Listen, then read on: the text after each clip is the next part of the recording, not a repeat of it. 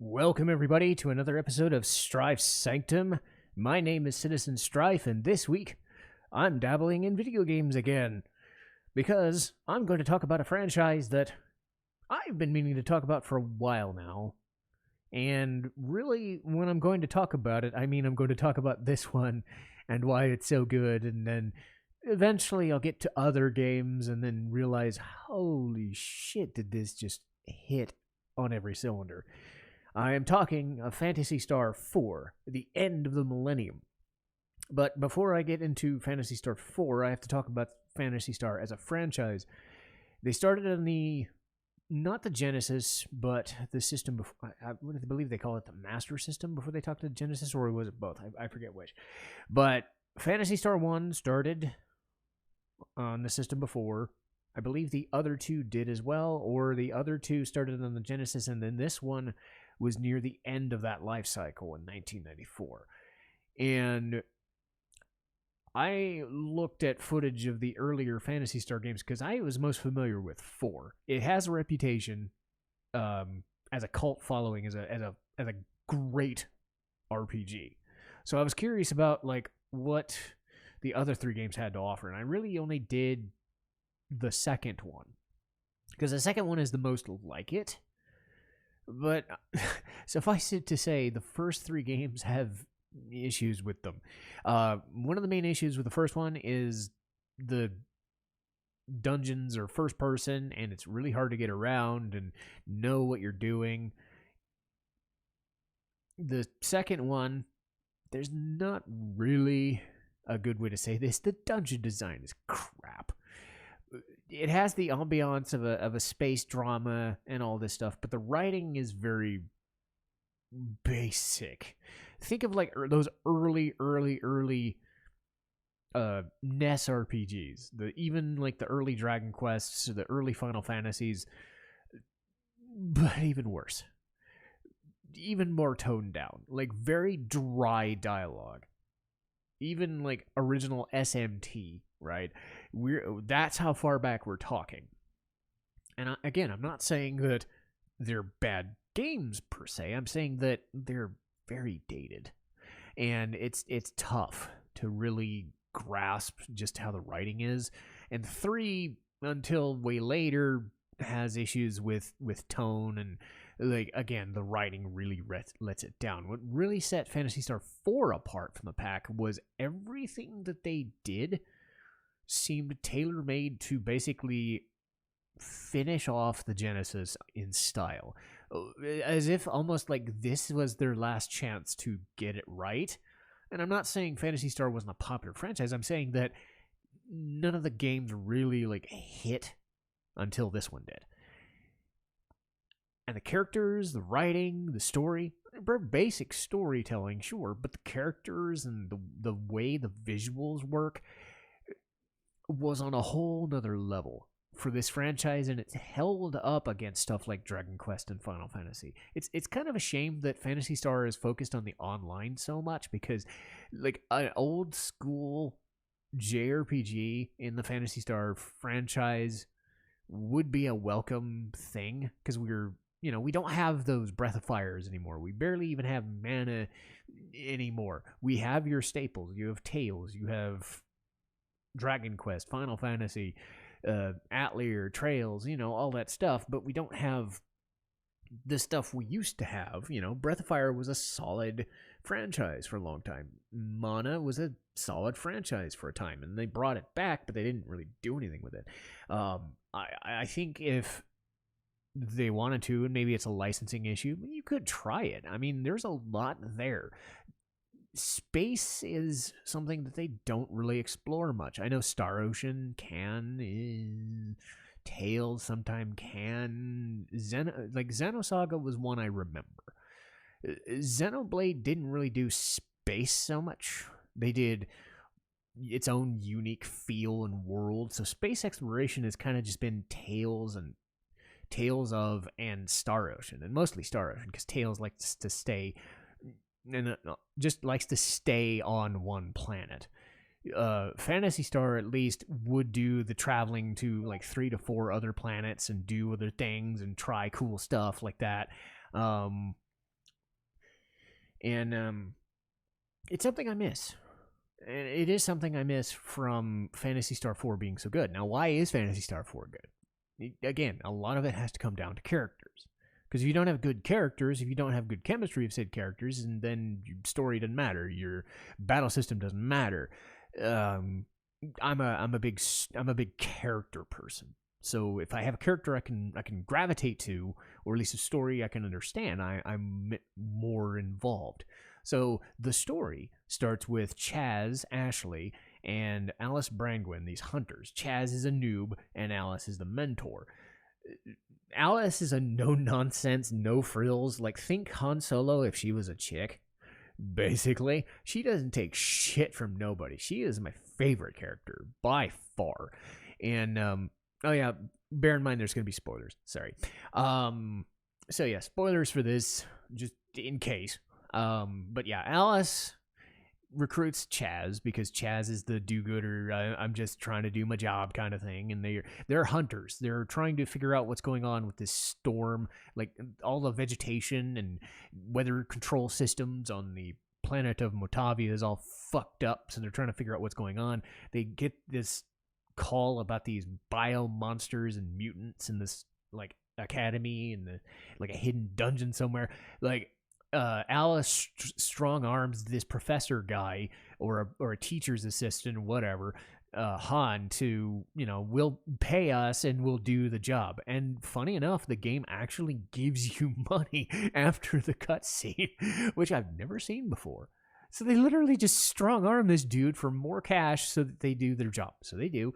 They keep going and they keep going, and then they get a couple other party members, and they find that this cult leader known as Zio has been fucking with things. He's been messing up a lot of the power plants and all these other things. So they go to the tower and they find these things going on. It turns out the character or a monster from the other Phantasy Star games known as Dark Force has control over Zio and uses that to get rid of Alice. So Chaz is now the main character, which kind of sucks, honestly. Because there's nothing to Chaz. He's just a piece of fucking bread, I would have liked Alice to survive, but you needed, I guess, Alice to sacrifice to keep going. I don't know. This was before female-led games could go. Anyway, whatever. So Chaz goes on his merry way with Rune, who was Alice's friend for a while. And they keep on going, and they stumble across space stations and whatever, and they find this character known as Rika, who is a Newman. Basically think Catgirl-esque human, sort of. Like, they have claws, they have ears, they have stuff like that. Newmans have been in other games, but this is like the first time they've been fleshed out. The idea was a character up on a space station and a computer on the planet were helping take care and teach Rika how to live, but she kept her in seclusion for so long. And the problem being that she doesn't know anything, but she is loaded for bear. So she comes in and she's a decent party member, and she's actually the second or third best party member, depending on like whether you like magic users or attackers. She's actually your main healer, which is really neat. Because Chaz is your sword guy, Rune is a magic guy. You get some other characters here and there that specialize in other roles, and I have a guy revving his engine outside of my fucking apartment. Great job. So Rika is kind of like, hey, I'm a de facto healer, but I can also do some attacking. So she's decent at attacking too. So all three of them kind of make do. They keep working on the planet, and then they realize they need to go up to other space stations and to other planets to figure out what's going on with Dark Force and try to stop it. So they recruit Ren, who's an android overseeing the station above. He's just a fucking android Terminator dude. He's big, he's tough, and he shoots things with guns. How could you go wrong? So they keep going and they keep going. And then they go to a cold planet filled with disease and other weird shit. They end up stumbling across this temple, mostly by just bulldozing into it by crash landing, which Rika found fucking hilarious, by the way. They crash into a temple full of green people. One of them, known as Raja, comes in and says, hey, don't be assholes. Let me join your party so we can make do. They cure illnesses around the planet. They realize things are going on, and they find out that Chaz is a person of interest who can wield this sword known as Elcidian. I believe that's the pronunciation. And he needs that to destroy Dark Force because the seal on it's being broken and it's going to turn it into something even more powerful. So the game keeps going and keeps going. There's another Big L's planet involved. You go back to Matavia and do more stuff. You can do some side questing, but mainly the goal is to open up the place to get to Dark Force and then get to what's known as the Profound Darkness. And then kick its ass. Pretty simple setup, but again, the writing is pretty good. There's a lot of banter back and forth between Alice, Rune, and Chaz because Chaz is such a fucking fruitcake.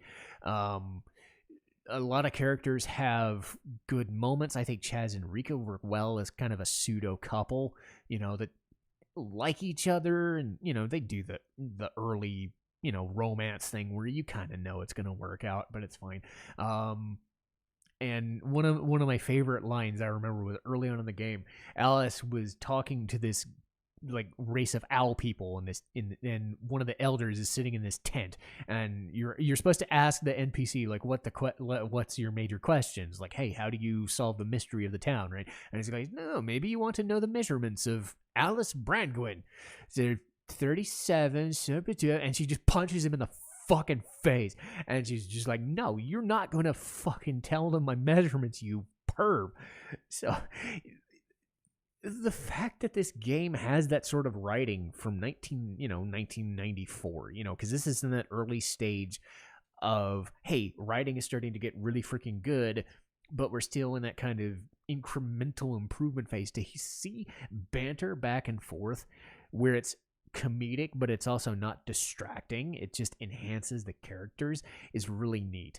Another cool thing is the addition of a fifth character at the end of the game, because you have Chaz, Rika, Ran, and Rune, and several other people that you gain along the journey later on who did kind of substitute roles. You can choose which party member to have as your fifth party member, and they all do different things. Like Ren has an assistant named Demi, who's basically a secondary android, but can do more healing stuff. You got a well-rounded person known as Han, who was the dork that got shortchanged in the beginning of the game. Raja, who's an insane healer and is basically broke as fuck when it comes to that, so it becomes almost impossible to die. There's Kira, who uses Alice's boomerang slasher kind of weapon things to hit enemy groups, but she's well-rounded again. So then there's also Grease, who is just, hey, I hit things with hard stick, I hit things with axe, they go down, simple like that. So you get a choice of what type of character you want to balance out the end game party. So it's really neat in terms of that mechanic. What also sets this game apart is the actions of, you've got your normal attacks, you've got your spells-ish, and then you've got skills. So how would I describe it? Phantasy Star IV does some weird stuff with it. I forget if Phantasy Star 2 and 3 did the mechanics of combining these, but suffice it to say, everybody has a stock. They have MP for their magic skills, your heals, your thunder damage, all your other stuff. For your skills, you have a stock, a D&D amount, a spell slot. You have, hey, I can use this spell so many times, I can use this spell so many times, and the bigger ones, you get less of them. But at the end of the game, you get certain ones 20, 30, 40 times, and you can keep going. One of the biggest drawbacks about this system is they kind of do the way SMT and Persona do naming conventions, in Final Fantasy, maybe even Dragon Quest to a way, but at least with Dragon Quest, they're a little bit like goofy and playful about their naming scheme. You know, kaboom and whiff and snuff out or whatever, you know, thwack, you know, that sort of thing. Or Final Fantasies like Fire 1, Fire 2, Fire 3, Firaga, Fire, Flare, you know, you kind of get an idea. Persona and SMT use Zan and Garu, Bufu, Frey, Freyla, Freydine, you know, that sort of shit. I'm guessing it's a Japanese naming convention or some other type. I want to bet that Phantasy Star did the same thing, but unlike SMT and Persona, where they had an actual guide when you used a spell, and of course, later on, they always had access to that, so you'd never get confused. Phantasy Star 4 doesn't. Like, you have to just experiment and hope and pray you know, because you never know when it's going to be a heal spell, but then you understand, oh, okay, it's a res. All right, whatever. Or SAR is the full party heal. Or, you know, this move does fire, thunder, water. It's a physical attack. This one does an insta-kill. This one does this thing. You know, it's just a bunch of weird 3-letter or 5-letter words. Sometimes there's a full letter. But again, there's stuff called EFAS or Tandle or Yoon or Flaley, like words that I don't think are common to us, or were like either mistranslated or just shortened to the point, and they do not. They do not give you access to understand what they are. The best you've got is your equipment, like your armor and weapons. Like, sure, we know what those do. Higher numbers go boom, you know, but... And the worst part is you have these combinations. So say if Rika and Chaz wanted to do a double team move, or Rune and Ren, or Ren and Demi, or whomever wanted to do a move, or if you had all 4 or 5 party members doing a move, certain attacks would chain if you were in the turn. So say Chaz goes first and then Rika goes second, and they have a double team move. If you're one right after the other, you get to do a combination move. So your 2 skills become a stronger combination to do that turn. If an enemy strikes you, then they break that. So if an enemy's in between, then I don't think you get that off. You can also do a macro. So say you just want to do auto battle, you can set a macro for that. If you want to do auto defend, you can set a macro for that. If you want to do, hey, this guy does a skill, this guy does a heal, this guy does a support, you can do that. So you can set a macro to be a thing. Like, this is a way to do combination skills if you wanted to do a macro like that. So it's not the most advanced system in the world. It's still standard skills, but the fact that you have 2 different ways of doing damage other than I just smack dudes, if you can get around the naming convention, it's pretty simple. The game moves pretty fast. I do like in the overworld that the game runs very fast. I like that from an aesthetic point of view, you have in-game sprites. And this is an interesting way they do sprite work. Instead of like really short chibi-looking characters like in Dragon Quest or Final Fantasy, they go for really stretched out, like thinner people, but with normal proportions. And they're kind of skating along the ground. They're able to kind of move very fast.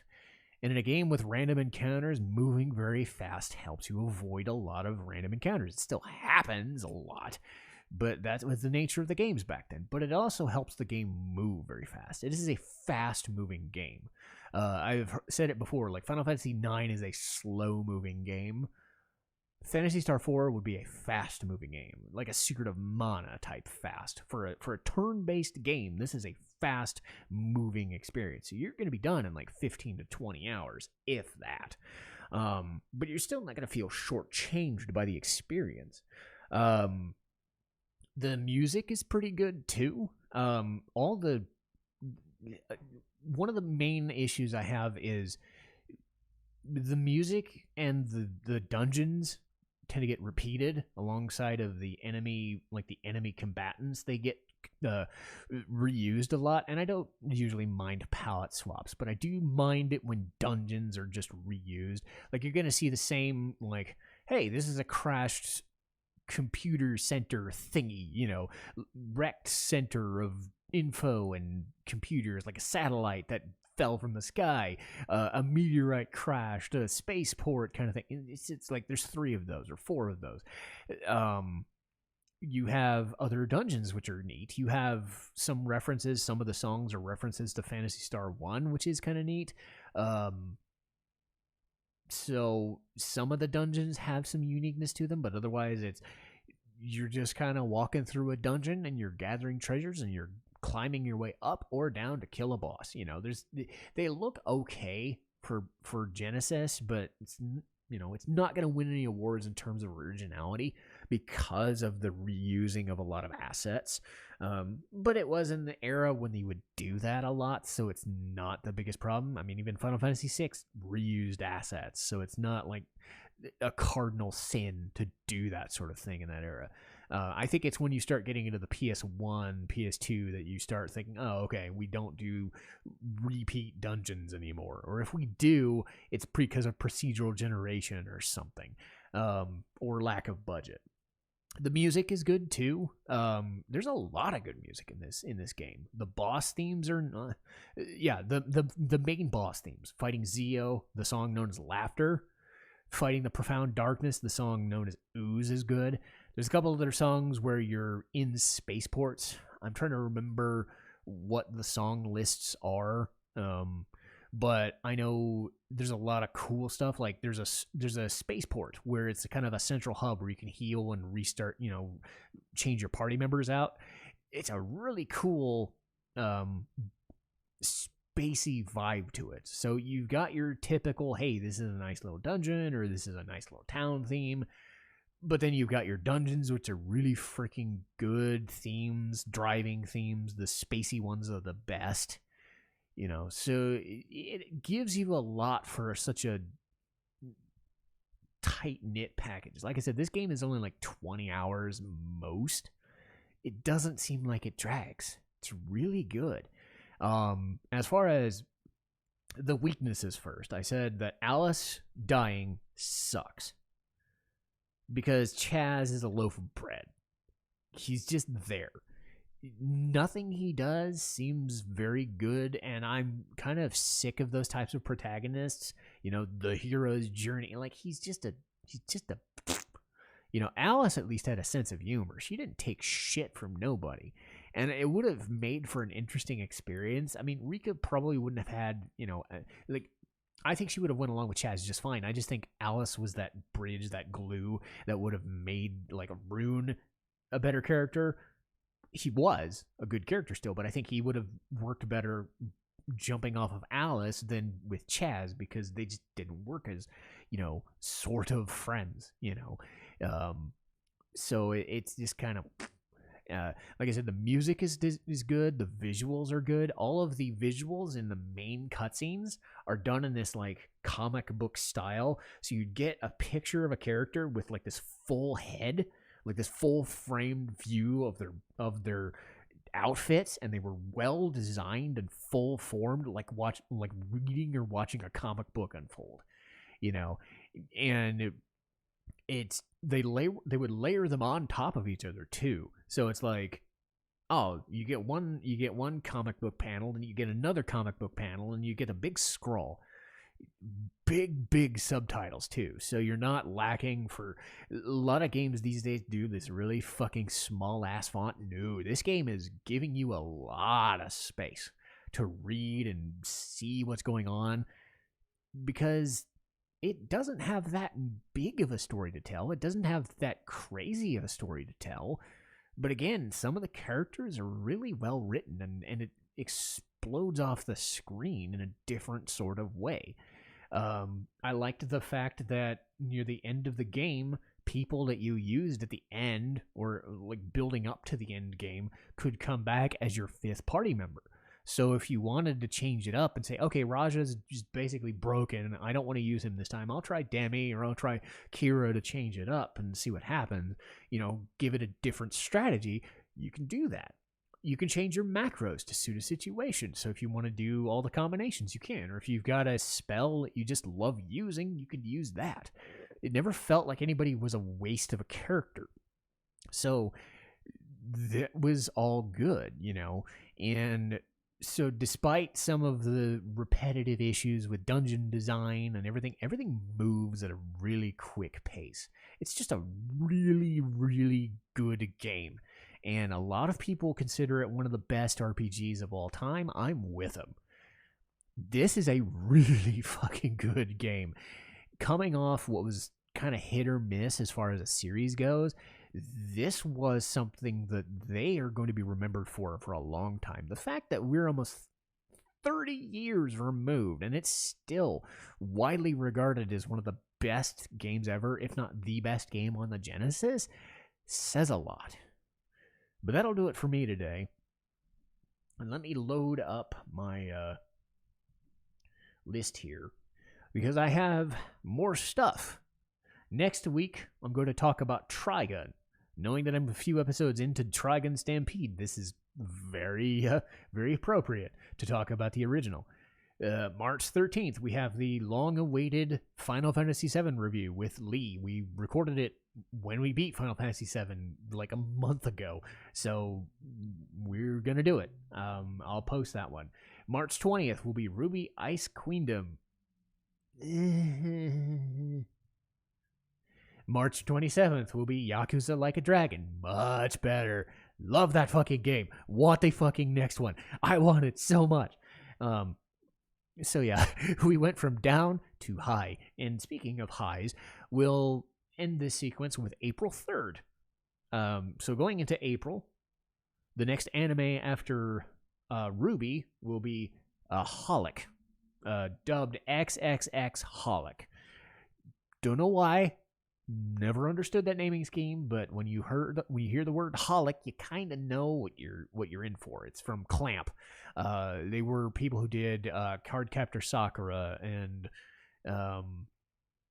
Chobits, Tsubasa Reservoir Chronicle. It's kind of a spin-off of Reservoir Chronicle, which was a much longer form series, like 50 to 100 episodes, give or take. And one of the characters that was kind of shown off a little bit in there became like the main character of their own show in a totally different way. It is a completely different type of show, and it was cool. I really enjoy it. I'm a sucker for stuff like yokai and demons, like not strictly horror. You know, from an American perspective, I'm into like the Japanese, you know, like yokai and Halloween-esque demon kind of shit. The ethereal beings and weird stuff. So this kind of fits that narrative and fits that bill, but it does it in the form of a comedy. So Holic was something that really I gravitated to, mostly because of one of the characters in there. So I'm really enthusiastic about talking about that. But that will do it for me this week. And again, if you guys like this review, please like, share, and subscribe. And I will see you guys next time. Citizen Strife signing off.